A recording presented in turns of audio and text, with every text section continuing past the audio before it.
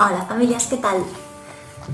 Hi ha molts i moltes de vosaltres que no ho sabeu, però a mi m'agrada moltíssim la natura. I ara, a l'estar tancada a casa, ho estic trobant molt a faltar. Així que avui he decidit que em crearé un jardí a casa. I direu, i com? Doncs molt fàcil. He agafat uns espagueti i els he tenyit de verd. I ara ja tinc un camp. Tinc un camp de gespa. Però aquí li falta fer-ho una miqueta més primaveral. Li falta alguna coseta. Així doncs, he agafat els insectes que vam fer ahir i els he ficat al meu camp.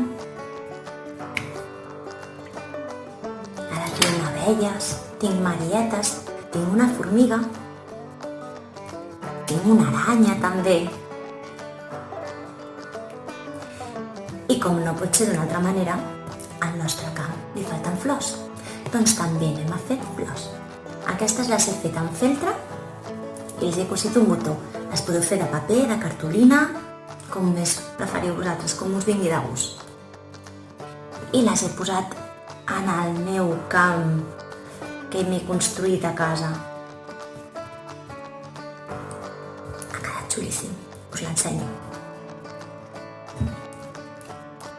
Doncs aquí teniu, és un camp preciós. Per fer-ho tan sols heu de ficar colorant alimentari de color verd mentre esteu bullint els espagueti. Jo, com no tinc color verd, he ficat color blau i li he ficat una mica de cúrcuma i així he aconseguit aquest color. I ara que tinc aquest camp tan maco, estic veient que m'ha crescut molt la gespa. I hauré de buscar alguna manera per poder-la tallar, perquè aquí no m'hi cap on tallar gespa. I com ho podríem fer? Doncs primer podem agafar unes pinces i l'aixequem i amb unes tisores l'anem tallant. Els meus materials són materials d'adult, tant les pinces com les tisores. Si teniu material adaptat, serà més senzill per les criatures poder fer aquesta activitat.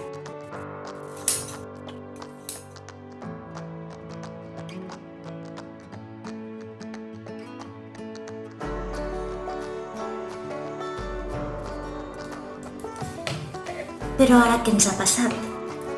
Que hem tallat la gespa, però no l'hem tret. Aleshores aquí tenim dues opcions.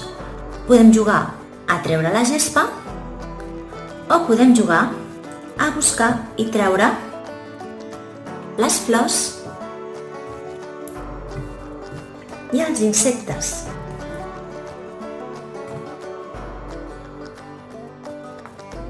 Com veieu, aquest material és un material molt fàcil d'aconseguir, molt fàcil de poder fer i també té moltes opcions de joc.